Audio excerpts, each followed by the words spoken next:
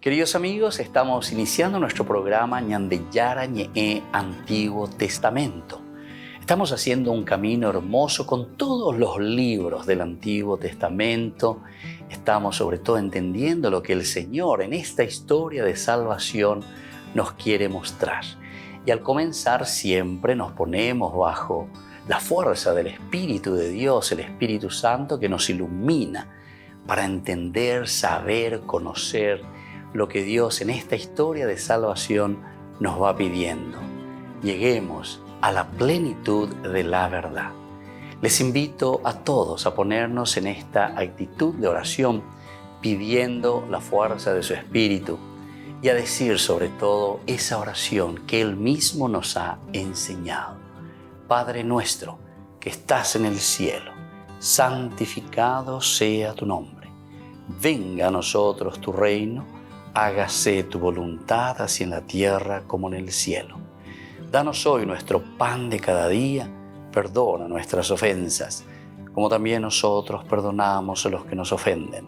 Y no nos dejes caer en la tentación, y líbranos del mal. Amén. Y así, queridos amigos, iniciamos en el día de hoy nuestro programa Ñandeyara Ñe'e Antiguo Testamento. Este programa cuenta con el apoyo de la Fundación Santa Librada.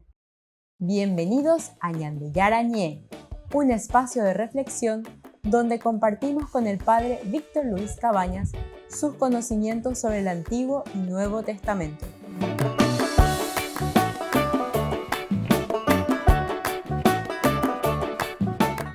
Comercial San Cayetano patrocina este espacio de evangelización.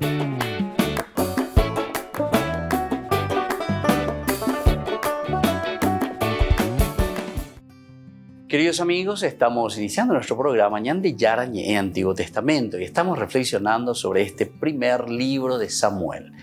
Estamos en este curso bíblico mirando el capítulo 2 del 1 al 10, cómo se va desarrollando este cántico, y estamos mirando las diversas interpretaciones o las diversas lecturas. Vamos a mirar un poco de nuevo rápidamente qué consiste este cántico de Ana, que luego también se hace como una relectura que encontramos en el cántico famoso del Magnífica de María, cuando se encuentra con su prima Isabel.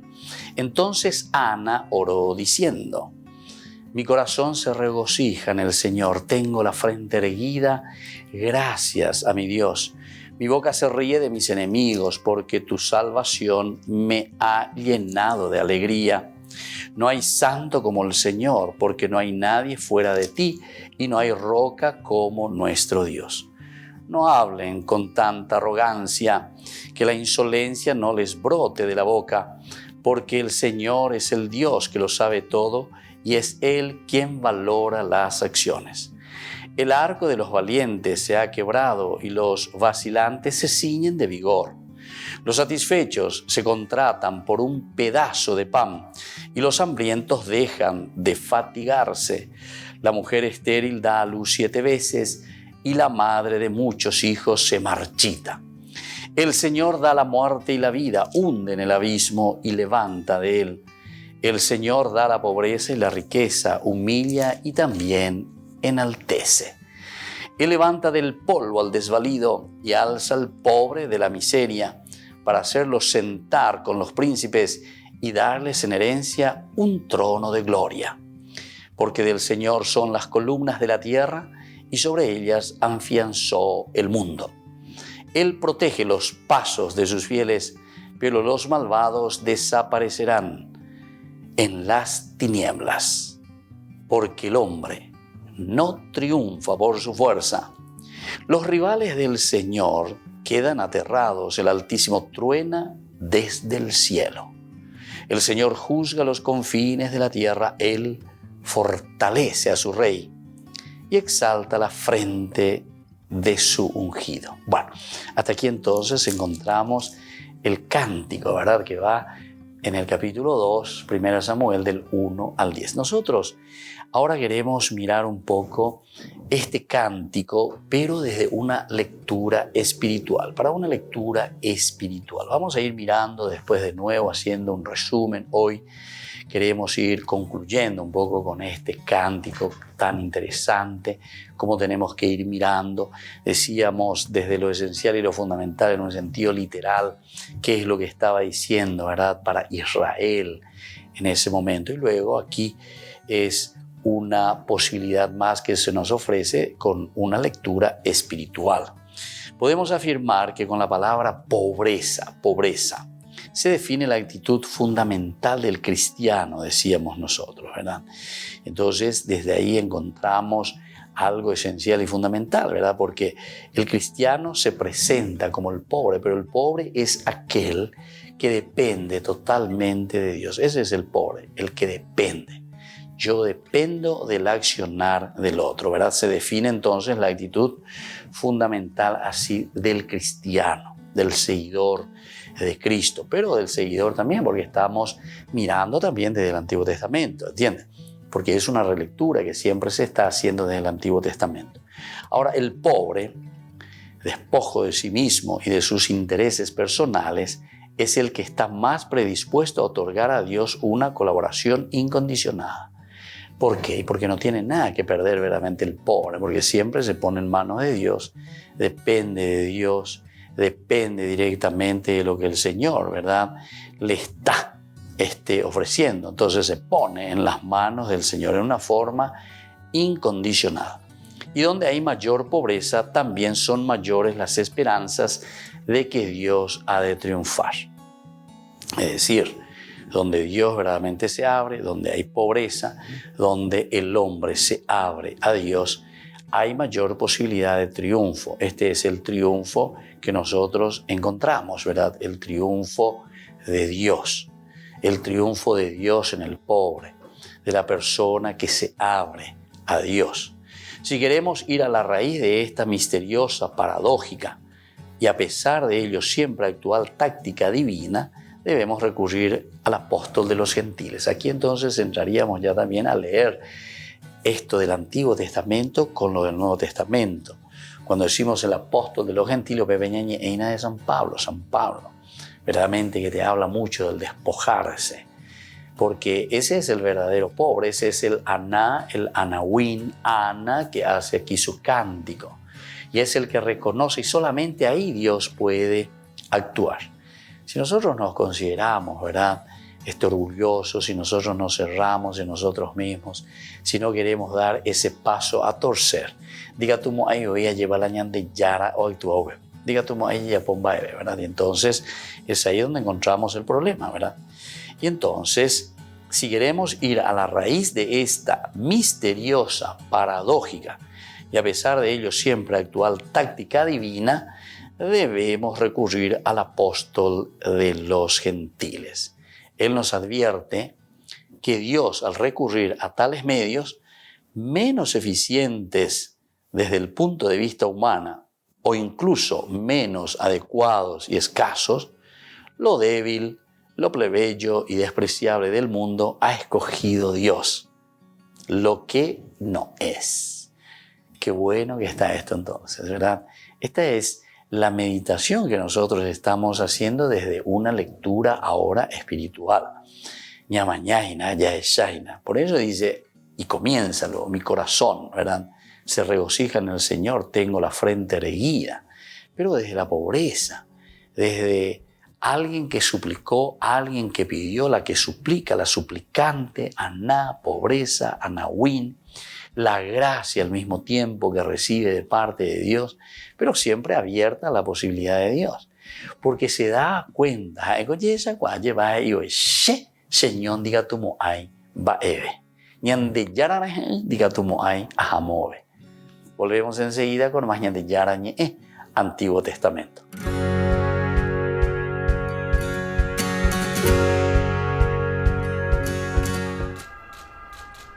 Por cuarta vez desde el comienzo de la guerra, el cardenal Konrad Krajewski ha viajado a Ucrania en nombre del Papa para prestar ayuda humanitaria y espiritual al pueblo ucraniano. Mientras se encontraba en la ciudad de Zaporilla, el jefe de la oficina de caridad del Papa fue atacado por las fuerzas rusas. El cardenal escapó sano y salvo y continuó su viaje por el este de Ucrania. Al día siguiente viajó a Izium, donde rezó ante varias fosas comunes y visitó el lugar donde fueron torturados los ucranianos. Hasta ahora, los funcionarios del Ministerio de Defensa de Ucrania afirman que se han descubierto al menos 440 fosas sin marcar tras la retirada de las tropas rusas de la ciudad. El cardenal ahora se dirige a Kiev y desde allí regresará a Roma. El juicio al obispo emérito de Hong Kong, el cardenal Joseph Zen, ya ha comenzado. Su nombre figura entre otros 5 acusados, como un cantante de pop, un abogado y un activista LGTB. Se le acusa de incumplir la Ley de Seguridad Nacional de Hong Kong. Fue arrestado en mayo por, teóricamente, ser el tesorero de una caja de resistencia para ayudar a los manifestantes pro-democracia que participaron en las protestas de 2019. El cardenal Zen es conocido por sus duras exigencias de un cambio en China. Como creyentes, debemos ser optimistas. Eso no significa que podamos esperar un éxito inmediato, porque cada relación depende de 2 partes. Y si China no cambia sus políticas, no hay nada que podamos esperar. Los 6 acusados, incluido el cardenal Chen, se han declarado inocentes. El juicio estaba programado para terminar el 23 de septiembre, y si se considera culpable al cardenal, podría enfrentarse a severas multas o incluso a la cárcel. Monseñor Jorge Enrique Jiménez Carvajal es uno de los nuevos cardenales creados en el consistorio de agosto.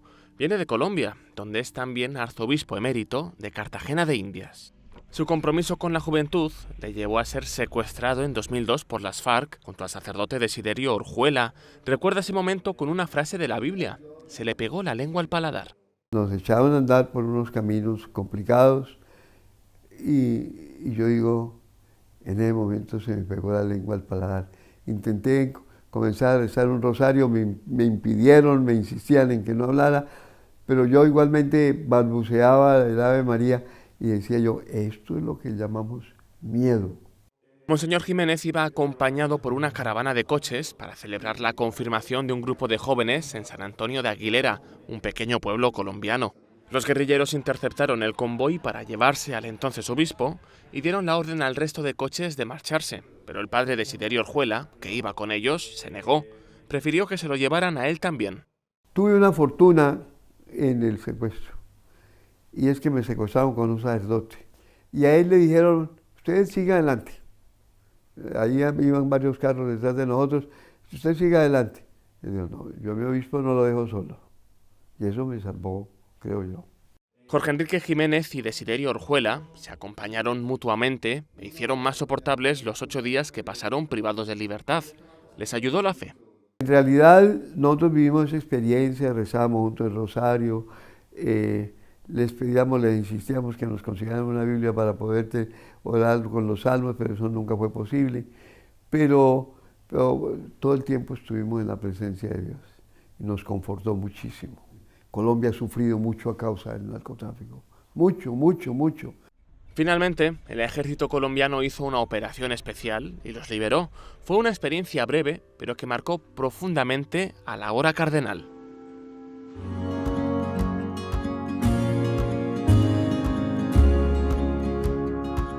¿Quién como Dios? Nadie, solo Dios. Jornada de sanación. Domingo 2 de octubre, desde las 9:30 horas, en el Polideportivo Nuestra Señora del Carmen, en Teodoro S. Mongelós y 33 Orientales.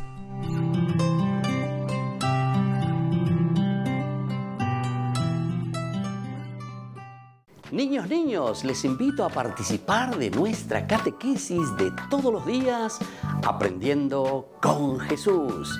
Desde las 18 horas nos encontramos por YouTube. No se olviden, queridos niños, que Jesús a través de su palabra nos enseña tantas cosas lindas. Y ustedes no se olviden de suscribirse y de activar la campanita. Nos vemos allí, queridos niños, Aprendiendo con Jesús.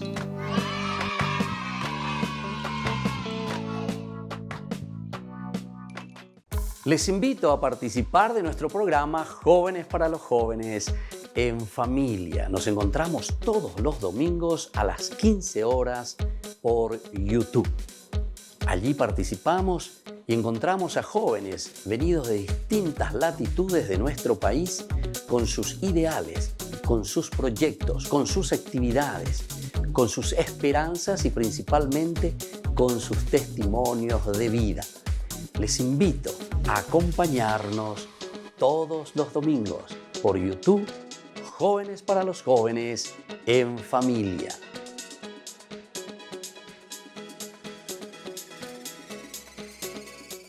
Queridos amigos, les invito a todos a participar de los cursos bíblicos Ñande Yarañe Antiguo Testamento. A través de YouTube, visite nuestra biblioteca virtual Ñande Yarañe Antiguo Testamento. Y les invito a todos a suscribirse y a activar la campanita. Nos vemos allí. Ñande Yarañe Antiguo Testamento.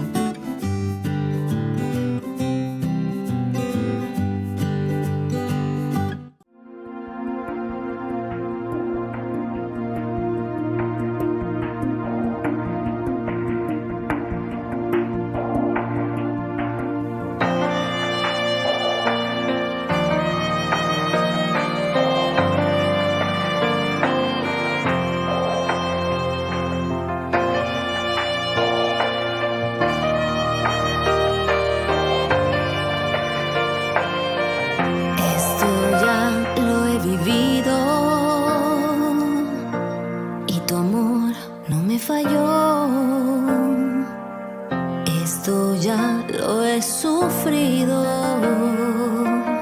y el dolor no me desgarró, pues mi fe está puesta en ti, pues mi fe es lo que me sostiene aquí. No me sueltes, mi Dios, que soy tuya. No me sueltes, Señor, que soy tuya. Mi confianza está en ti. Tu gracia se desborda sobre mí. Tu mano es mi guía si mis ojos se ciegan de dolor. Mi confianza está en ti.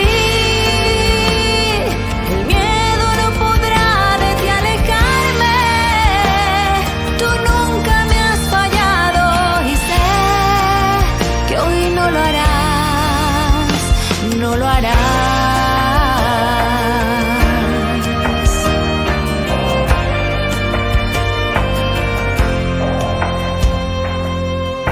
Esto ya lo he sentido y tu amor no me defraudó. Estoy tan agradecida de recibir tus bendiciones. Hoy mi fe está puesta en ti. Hoy mi fe es lo que me sostiene aquí. No me sueltes, mi Dios, que soy tuya. No me sueltes, Señor, soy tuya. Mi confianza está en ti.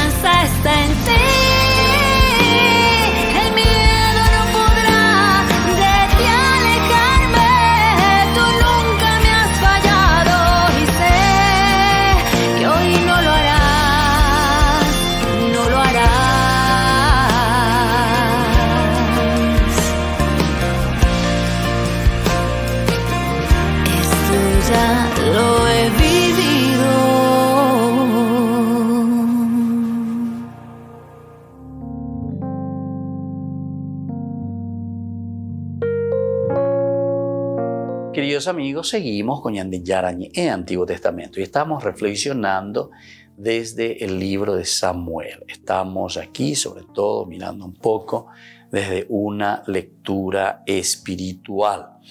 Y aquí, cuando hablamos entonces del pobre, el despojo, ¿verdad? O sea, esta es una actitud de la persona, pero de la persona ante Dios, de la persona ante su propia limitación también, porque bebé coñande ya cuágina más pañande hamba ella bañande la ñañembo ya es veo peña lleva peñande yarare non debe. Es decir, el que está más predispuesto siempre a Dios es el pobre. Es aquel que está dependiendo todo de Dios.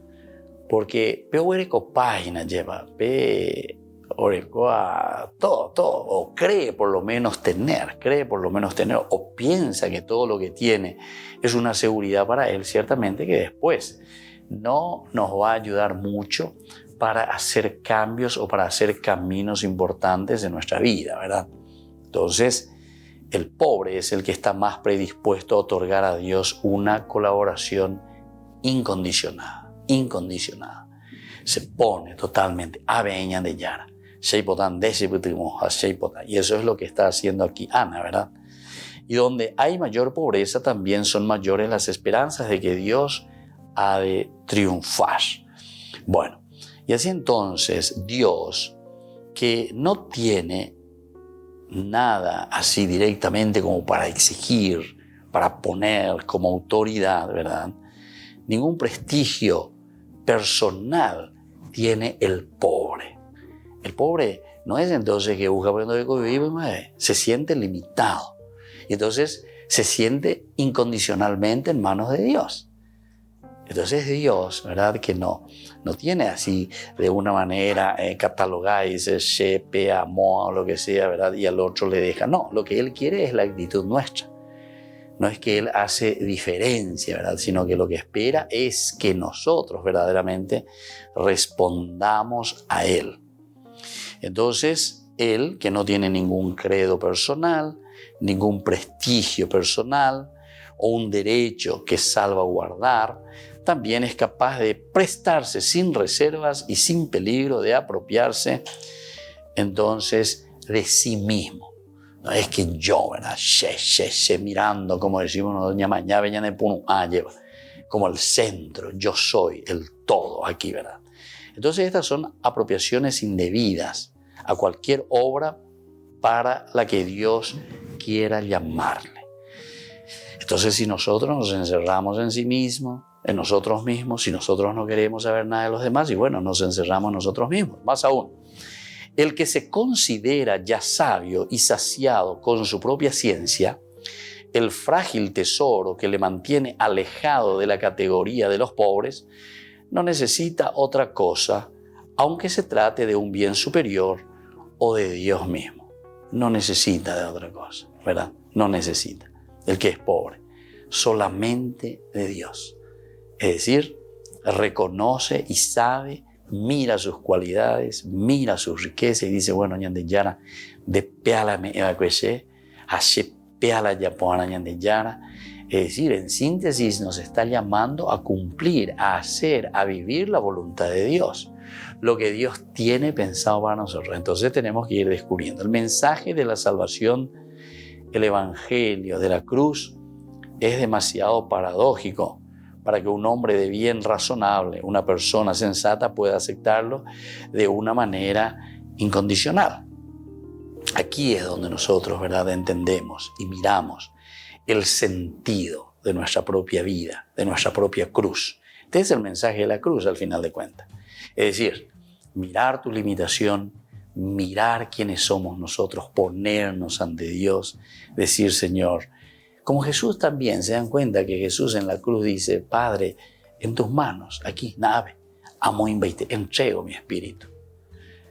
O me invaitea lleva, se da a sí mismo, entrego todo lo que yo soy. Ofrezco todo lo que yo soy, ¿verdad? Mi propio espíritu, mi pobreza, mi poquedad en ese momento de la muerte en la cruz. Ahora, según el Evangelio, mirando ya desde el Nuevo Testamento este cántico, no se nace pobre, sino se llega a serlo. Qué lindo. Y esto es lo más lindo, ¿verdad? Porque entonces la pobreza, en este sentido, el famoso Anawin, quiere decir que es la actitud nuestra. Esta mañana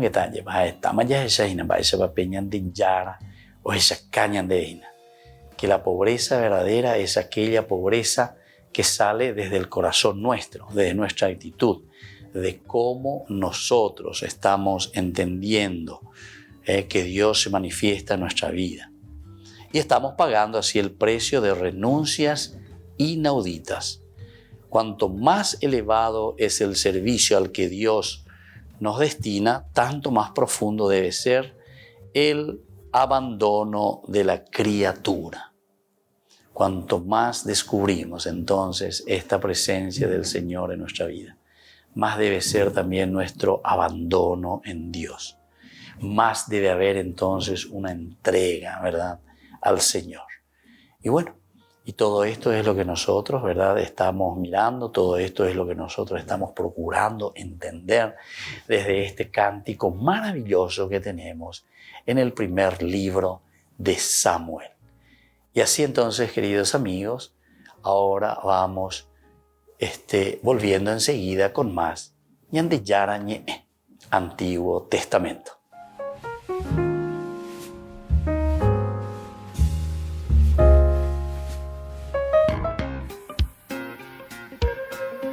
En la ciudad de Luque, la economía se llama Supermercado San Cayetano. Compruebe sus precios bajos en productos cárnicos de primera calidad. Panificados, verduras, vegetales, frutas, artículos de bazar, ferretería, ropería. Supermercado San Cayetano, Humaitá 168, Casi Capitán Vado, ciudad de Luque.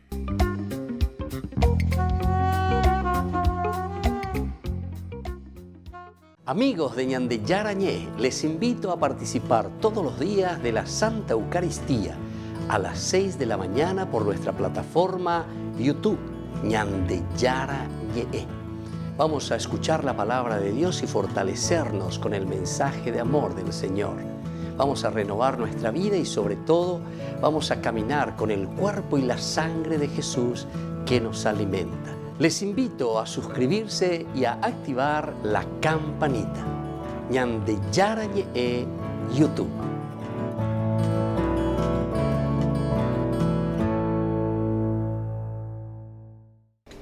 Les invito a formar parte de la Fundación Ñande Yara Ñe'e. Con su aporte nos está ayudando a la evangelización de las familias. Sus aportes lo pueden hacer a través de Giros Tigo y también a través de la cuenta de la Fundación Ñande Yara Ñe'e. Que el Señor Jesús les bendiga y multiplique su generosidad. Queridos amigos, ¿quieren conocer los libros del Nuevo Testamento? Les invito a través de nuestra biblioteca digital por YouTube, Ñande Yara Ñe'e Nuevo Testamento. Ya hemos desarrollado los libros de San Marcos, San Mateo y ahora estamos comenzando el libro de San Lucas. Les invito a suscribirse y a activar la campanita. Nos vemos allí.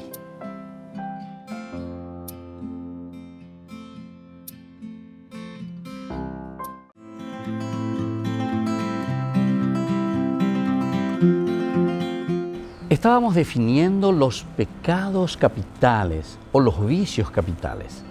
Hoy queremos comenzar con la primera que tenemos dentro de esta lista.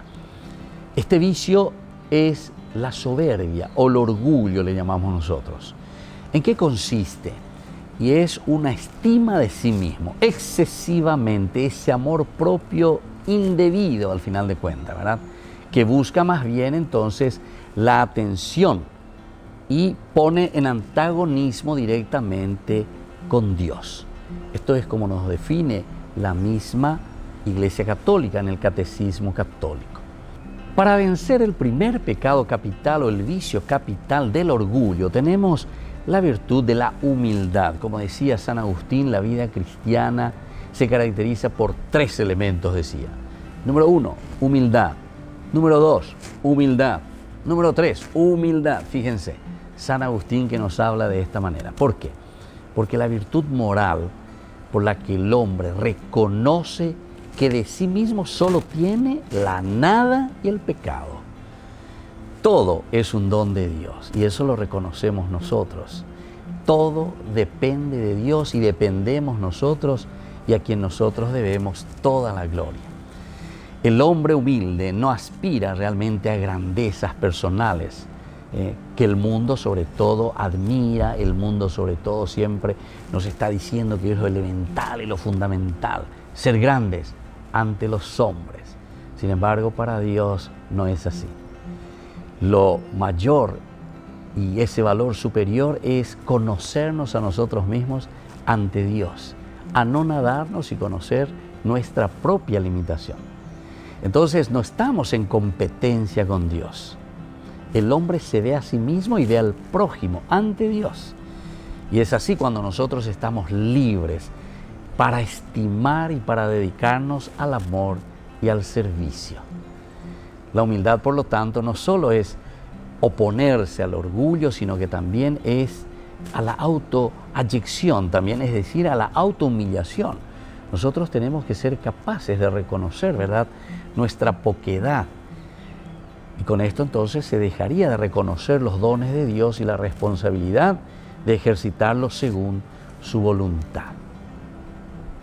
Soy el Padre Víctor Luis Cabañas. Nos vemos en Facebook, Instagram y YouTube. Nos vemos allí.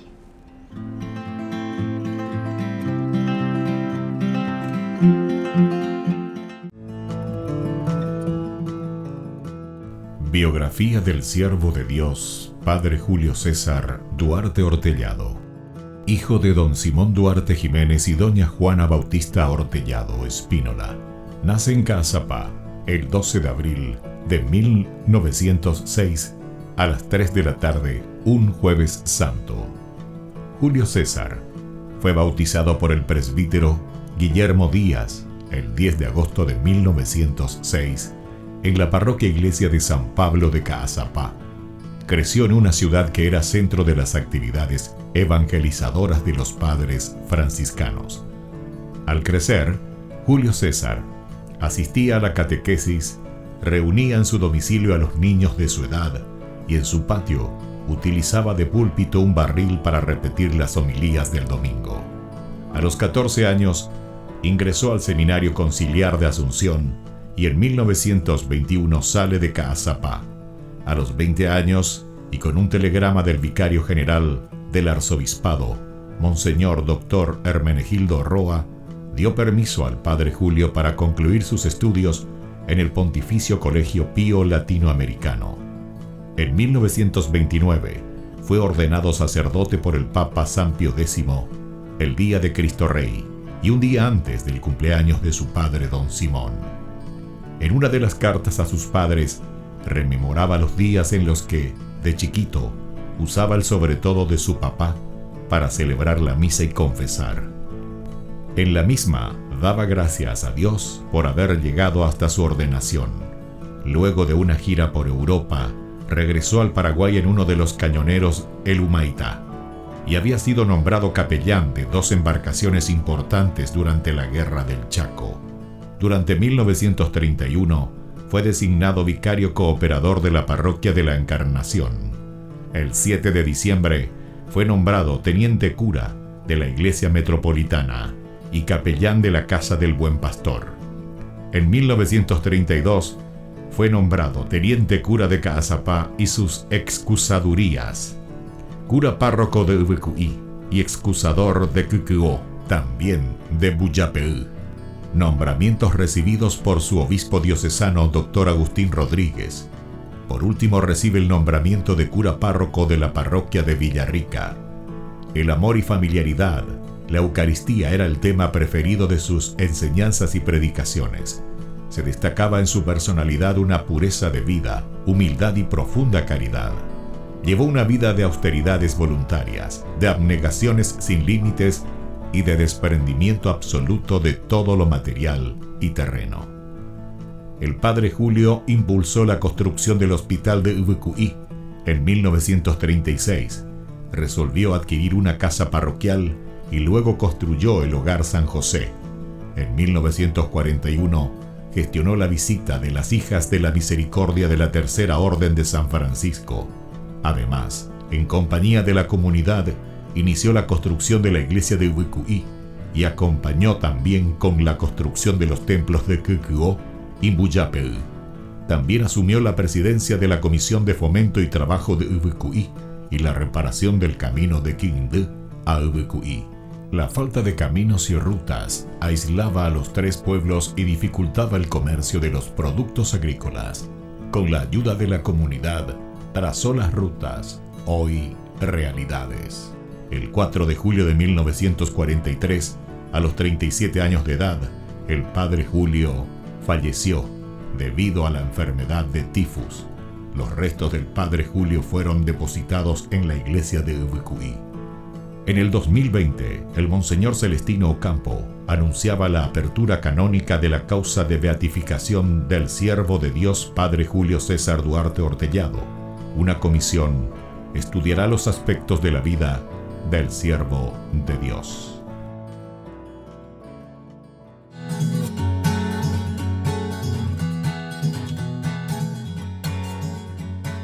Queridos amigos, seguimos con Ñande Yarañe en Antiguo Testamento. Estamos reflexionando desde el primer libro de Samuel. Estamos en el capítulo 2.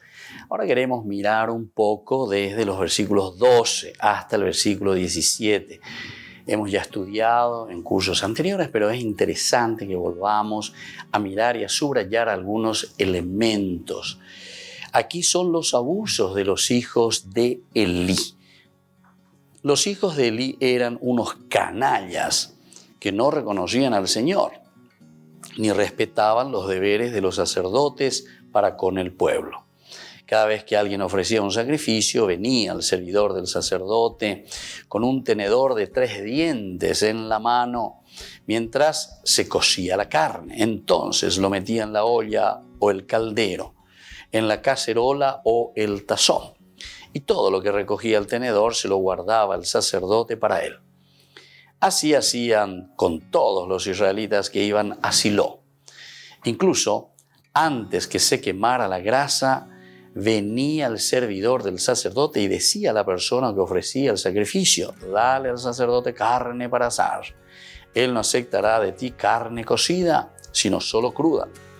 Y si el hombre le decía: primero hay que quemar la grasa, después llévate lo que quieres, el servidor replicaba: no, o me la das ahora mismo o me la llevo por la fuerza. El pecado de esos ayudantes era muy grave delante del Señor porque deshonraban la ofrenda del Señor. Bueno, esto es lo que encontramos nosotros aquí en estos versículos, desde el 12 hasta el 17. Son los abusos de los hijos de Elí. En este santuario Silo. Nosotros en otra oportunidad habíamos dicho también que esto significaba principalmente también una guerra. La guerra que podemos decir entre los dos santuarios, tanto el santuario de Silo como ahora también el santuario de Jerusalén. Y es por eso que se nos presenta un poco, es como desprestigiar. Entonces, mala y importante veas amor, lleva ese holocausto, ese sacrificio, las cosas. Eso es lo que hay que tener en cuenta, ¿verdad? Entonces, todos estos elementos también nosotros encontramos, son cuestiones religiosas, entre comillas, vamos a decir, cuestiones políticas también, de acuerdo a lo que el autor sagrado está queriendo transmitir y dónde quiere poner el acento, ¿verdad? Entonces, hablamos ahora de estos abusos o de esos crímenes que están cometiendo los hijos de Elí. A estos crímenes enumerados añade el texto hebraico el de abusar de las mujeres también, que cuidaban quizá de la limpieza y atendían a la conservación del ajuar del santuario. ¿Verdad? Y en el Éxodo también nos habla de esto, que existía un grupo, ¿verdad?, de mujeres que cuidaban el ajuar, que estaban ahí al servicio del templo. Entonces, y mira, los críticos independientes o bien cancelan las palabras que hacen referencia a estas relaciones ilícitas por creerlas una glosa redaccional. Algunos entonces, ¿verdad? Y dicen, ¿verdad? Son los críticos, son los estudiosos también, se dan cuenta que después también estas glosas se van agregando. Se dan cuenta que esto también es importante para que nosotros entendamos la Biblia, cómo se escribe la Biblia. Porque algunas veces con Ñandeña, por mucha influencia, ¿verdad? Más bien de la Reforma famosa, ¿verdad? Después vino la Contrarreforma justamente para dar a entender que lo que la Reforma estaba proponiendo era una cosa absurda, ¿verdad? Es casi como decir que la Biblia está cayendo del cielo, ¿verdad? La Biblia se escribe dentro de un contexto histórico, y aquí está el contexto histórico, y por eso también cuando te está hablando de las famosas glosas redaccionales, quiere decir que en algún momento otro autor metió, ¿verdad?, algún versículo, o estos autores, sea lo que fueren, no sabemos ni cuánto ni dónde, algunas veces más o menos se va descubriendo. Los grandes estudiosos, ¿verdad?, que dedican todo su estudio, más o menos van descubriendo, también haciendo las comparaciones de los textos, porque esto es muy importante. La crítica textual, Bellas era mío estudiar, ¿verdad?, la cuestión de los textos, la crítica textual. Y bueno, entonces encuentran una glosa redaccional. La interpretan algunos como la cuestión de la prostitución sagrada en el santuario. Y esto, según el Antiguo Testamento, también nosotros encontramos en algunos pasajes que nos hablan, ¿verdad? Pero sabemos que sobre todo el Deuteronomio después pone una prohibición total y absoluta, ¿verdad?, con respecto a esto de la prostitución sagrada. A imitación de los cultos que existían en aquellos tiempos, ¿verdad?, justamente con los cananeos. Va a haber el oye prohibido, y justamente se prohíbe porque quiere decir que había ciertas tendencias, ¿verdad? Porque cuando uno pone una prohibición en algún lugar es porque está existiendo algo. Y bueno, entonces sabemos que también se ha practicado en Israel en algunos tiempos. Sabemos por el libro de Oseas, el libro de los Reyes, hay pasajes que nos hablan de esta prostitución sagrada, ¿verdad? Pero otros suprimen directamente esta parte, ¿verdad? Se suprime directamente y ya pasa directamente a Elí, que reprende, ¿verdad?, a sus hijos, echándoles en cara la mala fama que se han granjeado ante el público. No han pecado contra los hombres, sino que contra Dios. No es luego tanto contra los hombres, sino que contra Dios. Ella es la bella página. En el primer caso, ¿verdad?, la cuestión se lleva a las autoridades que en nombre de Dios dictan justicia. Dictan justicia. Aquí se encuentra, ¿verdad? Pero en caso de pecar contra Dios mismo, nadie puede intervenir por no disponer de los medios de propiciación que la misericordia de Dios puso a nuestro alcance. Pero por faltarle ya las fuerzas, pues Elí ya era muy viejo, no los castigó. Bueno, esto es lo que el autor sagrado quiere subrayar y nos quiere decir. Elí, por una parte, que ya está viejo. ¿Se acuerdan? Bueno, más adelante, sobre todo nosotros vamos a leer en el capítulo 3 y que describe luego que Elí dice, ya estaba muy viejo, ¿verdad?, que ya no veía más, como que ya estaba ciego. Upeaco dice, no es que solamente no veía, ¿verdad?, en un sentido biológico, sino que te quiere decir otra cosa más. Aquí la cosa ya no funciona en el templo, ya está cayendo en desuso. Volvemos enseguida con más Ñande Yarañé, Antiguo Testamento.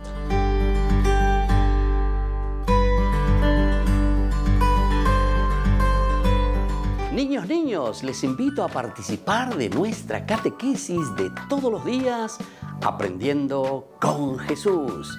Desde las 18 horas nos encontramos por YouTube. No se olviden, queridos niños, que Jesús a través de su palabra nos enseña tantas cosas lindas. Y ustedes no se olviden de suscribirse y de activar la campanita. Nos vemos allí, queridos niños, Aprendiendo con Jesús.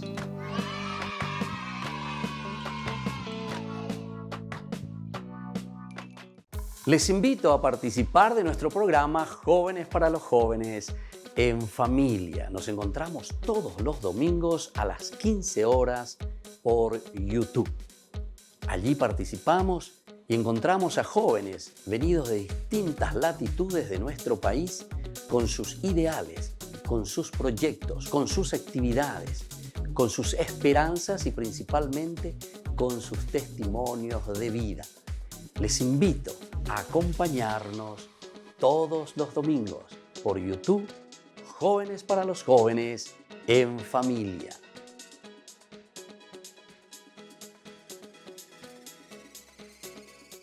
Queridos amigos, les invito a todos a participar de los cursos bíblicos Ñande Yarañe e Antiguo Testamento. A través de YouTube, visite nuestra biblioteca virtual Ñande Yarañe e Antiguo Testamento. Y les invito a todos a suscribirse y a activar la campanita.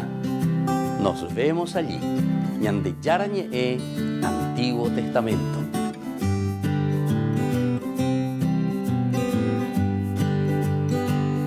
¿Quién como Dios? Nadie, solo Dios. Jornada de sanación.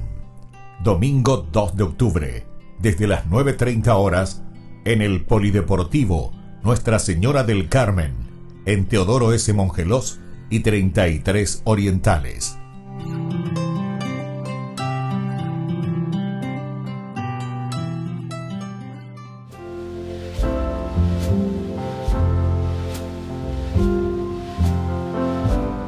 Queridos amigos, estamos iniciando nuestra jornada con la palabra del Señor. Como siempre viene a nuestro encuentro y hoy estamos leyendo del libro profético de Job, capítulo 1, de los versículos 6 al 22. El día en que los hijos de Dios fueron a presentarse delante del Señor, también el adversario estaba en medio de ellos. El Señor le dijo: ¿de dónde vienes? El adversario respondió al Señor: de rondar por la tierra, yendo de aquí para allá. Entonces el Señor le dijo: ¿te has fijado en mi servidor Job? No hay nadie como él sobre la tierra. Es un hombre íntegro y recto, temoroso de Dios y alejado del mal. Pero el adversario le respondió: no, por nada teme Job al Señor. ¿Acaso tú no te has puesto un cerco protector alrededor de él, de su casa y de todo lo que posee? Tú has bendecido la obra de sus manos y su hacienda se ha esparcido por todo el país. Pero extiende tu mano y tócalo en lo que posee. Seguro que te maldecirá en la cara. Bueno, así comienza esta historia y continúa. Vea la tentación, queridos hermanos. Aquí justamente dice el Satán que está ahí en el trono, ¿verdad? Porque Satán quiere decir tentador. Una forma muy interesante de decir cómo nosotros somos tentados. Y le dice luego a Dios: el problema es que vos a Job le protegés demasiado. Entonces, cosas lindas, positivas que vos le regalaste, Señor. ¿Cómo te va a maldecir? Le dice Satán. Ante esta situación, ciertamente que Dios reacciona y dice: no, porque Job es una persona que es consciente de todo lo que tiene, agradece siempre y hace bien las cosas. Y es ahí entonces donde Satán le desafía a Dios: epocógese, sacale sus bienes, tocale su cuerpo, dale una enfermedad, ¿verdad?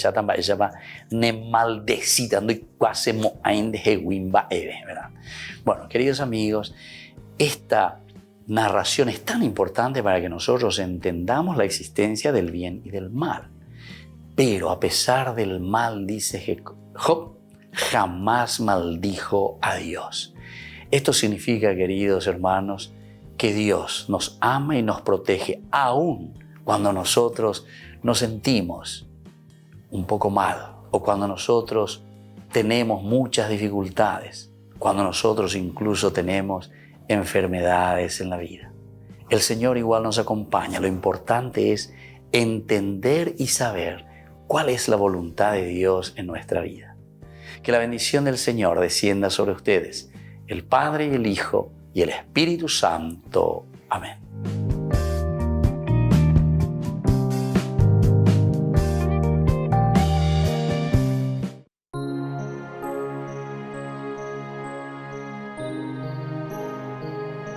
¿Sabes cómo murió la Virgen María? La Virgen María ha sido la mujer más bienaventurada de todos los tiempos. Llevó durante 9 meses al Hijo de Dios en su vientre, lo vio crecer, fue testigo de sus milagros y enseñanzas, sufrió durante su pasión y muerte en la cruz, y tuvo el gozo de verlo resucitado. ¿Te has preguntado qué pasó con ella después de que Jesús ascendió al cielo? Lo último que nos cuenta la Biblia es que estaba con los apóstoles el día de Pentecostés. Pero, ¿qué pasó después? San Juan Damasceno, un gran santo y doctor de la Iglesia, nos da una hermosa respuesta. Según él, la Madre de Dios no murió de enfermedad porque ella, al no tener pecado original, ya que fue concebida inmaculada, no tenía que recibir el castigo de la enfermedad. Ella no murió de ancianidad, porque no tenía por qué envejecer, ya que a ella no le llegaba el castigo del pecado de los primeros padres, envejecer y acabarse por debilidad. Ella murió de amor. Era tanto el deseo de irse al cielo donde estaba su Hijo, que este amor la hizo morir. Unos 14 años después de la muerte de Jesús, cuando ya había empleado todo su tiempo en enseñar la religión del Salvador a pequeños y grandes, cuando había consolado a tantas personas tristes y había ayudado a tantos enfermos y moribundos, hizo saber a los apóstoles que ya se aproximaba la fecha de partir de este mundo para la eternidad. Los apóstoles la amaban como a la más bondadosa de todas las madres y se apresuraron a viajar para recibir de sus maternales labios sus últimos consejos y de sus sacrosantas manos su última bendición. Fueron llegando y con lágrimas copiosas y de rodillas besaron esas manos santas que tantas veces los habían bendecido. Para cada uno de ellos tuvo la excelsa Señora palabras de consuelo y de esperanza. Y luego, como quien se duerme en el más plácido de los sueños, fue ella cerrando santamente sus ojos y su alma 1000 veces bendita partió a la eternidad. La noticia cundió por toda la ciudad y no hubo un cristiano que no viniera a llorar junto a su cadáver, como por la muerte de la propia madre. Su entierro más parecía una procesión de Pascua que un funeral. Todos cantaban el aleluya con la más firme esperanza de que ahora tenían una poderosísima protectora en el cielo para interceder por cada uno de los discípulos de Jesús. En el aire se sentían suavísimos aromas y parecía escuchar cada uno armonías de músicas muy suaves. Pero Tomás, apóstol, no había alcanzado a llegar a tiempo. Cuando arribó, ya habían vuelto de sepultar a la Santísima Madre. Pedro, dijo Tomás, ¿no me puedes negar el gran favor de poder ir a la tumba de mi madre amabilísima y darle un último beso a esas manos santas que tantas veces me bendijeron? Y Pedro aceptó. Se fueron todos hacia el santo sepulcro, y cuando ya estaban cerca, empezaron a sentir de nuevo suavísimos aromas en el ambiente y armonías musicales en el aire. Abrieron el sepulcro, y en vez del cadáver de la Virgen, encontraron solamente una gran cantidad de flores muy hermosas. Jesucristo había venido, había resucitado a su Madre Santísima y la había llevado al cielo. Esto es lo que llamamos Asunción de la Virgen. ¿Y quién de nosotros, si tuviera los poderes del Hijo de Dios, no hubiera hecho lo mismo con su propia madre?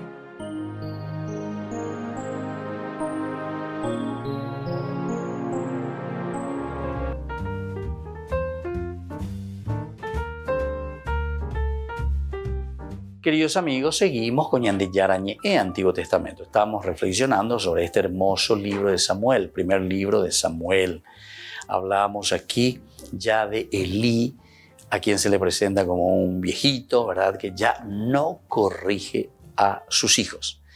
Y esto es lo que quiere subrayar también el autor sagrado. Recordemos entonces qué es lo que se está queriendo enseñar. No nos olvidemos que la Biblia es un libro pedagógico. Y aquí entonces, si se le presenta a Elí como un viejito que ya no ve, que ya no puede nada, que sus hijos hacen lo que quieren, entonces quiere decir que él ya no puede ser sacerdote. O mejor dicho, que este templo ha llegado al desuso, a un desprestigio. Aquí ya no se están haciendo bien las cosas.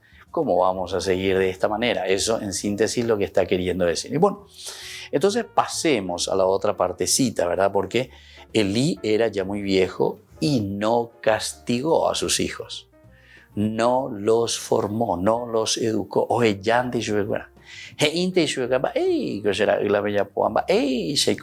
Etcétera, etcétera. Pero después le deja como si fuese nada. Ellos igual continúan con esta práctica negativa. Una forma muy interesante cómo el autor sagrado está enseñando al pueblo y nos está enseñando a nosotros y nos está diciendo, atención, si uno corrige, si uno se pone, bueno, ¿hay o no hay cambio? Porque se busca siempre ese cambio. Y entonces dice, no le castigó. Tampoco a ellos les fue concedida la gracia de escuchar las amonestaciones de su padre y cambiar de vida. Pues quería Yahvé matarlos, dice. Aquí entonces aparece una palabra bastante dura. Peñan de Yara hoy lleva como que quiere exterminarlos, ¿verdad? Entonces se dan cuenta que aquí entonces hay también una lectura medio ideológica con respecto al templo, lo que decíamos recién. Elí, entonces, que se presenta de esta manera, Elí que ya no corrige, los hijos de Elí que ya no se corrigen, Dios entonces que ahora está mirando esto y está diciendo esto no puede ser, ¿verdad? Entonces es como dice, bueno, esto es mejor nomás ya aquí cerrar, esto ya no funciona, este templo ya no es de mi agrado. Y esto entonces es la cuestión religiosa política también. Por eso estaba diciendo, es como una guerra entre los templos. Recordemos que está el templo de Silo, que era un templo muy, muy importante.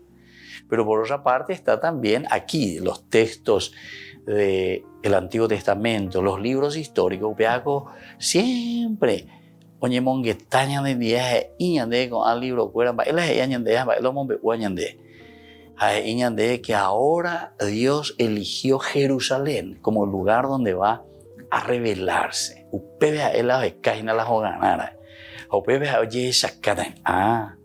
Y entonces, ¿qué pasa con Silo, que era un templo muy importante?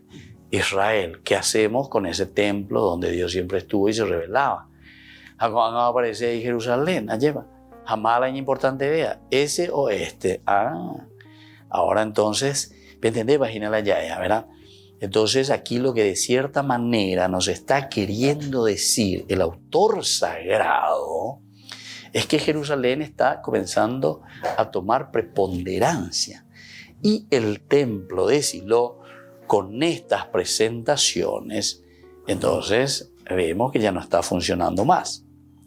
Niega a Dios de cierta manera las gracias eficaces para la conversión a los que las rechazan y no cooperan con la misma. Qué interesantísimo. Va a decir, vea, coave, rejóramo yepe al templo de Silo. Rejóreñe convertijan más. Ayer, reñe muy veñan de ya en donde. Mira, Elí, al final de cuentas, te dice algo, pero neñe convertir. Y coste que vos estás en el templo. Ande neño bebé. Entonces, de cierta manera, ¿qué le está diciendo al pueblo o a la gente que se va allí. Y le está diciendo, ¿saben qué? Ave, la bebe ya puedo y coima. Pea dandera javeima move. Esto ya no te sirve para tu conversión. Ya se cámara otro. Tena ya se cata otro lugar. Mova veñan de yara la con anga oye esa cajina. Mova veñan de yara con anga oñemon baretejina. Mientras Elí caminaba a marchas forzadas, ese megatunda y por acá, mayando esa veima oía hacia el sepulcro, es decir, viste, esto también es interesante, ¿verdad? Un Elí que va caminando, que va declinando, que se va de a poquito casi como muriendo, ¿verdad? Entonces, ahora, hacia el sepulcro, a sus hijos se adentraban por los caminos de la perdición. Uno que va a la muerte y el otro, sin embargo, que ya no es capaz de soportar y de llevar adelante el sentido y la función esencial del templo de Silo. Muy bien, queridos amigos, por el día de hoy vamos concluyendo nuestra reflexión. Y gusto, ¿verdad? Todo este libro, Primera de Samuel, cómo nos enseña y nos ayuda también a reflexionar y a entender el mensaje del autor sagrado de la comunidad. Les dejo la bendición del Señor, el Padre y el Hijo, el Espíritu Santo. Amén. Hasta la próxima con más Ñande Yara Ñe, Antiguo Testamento.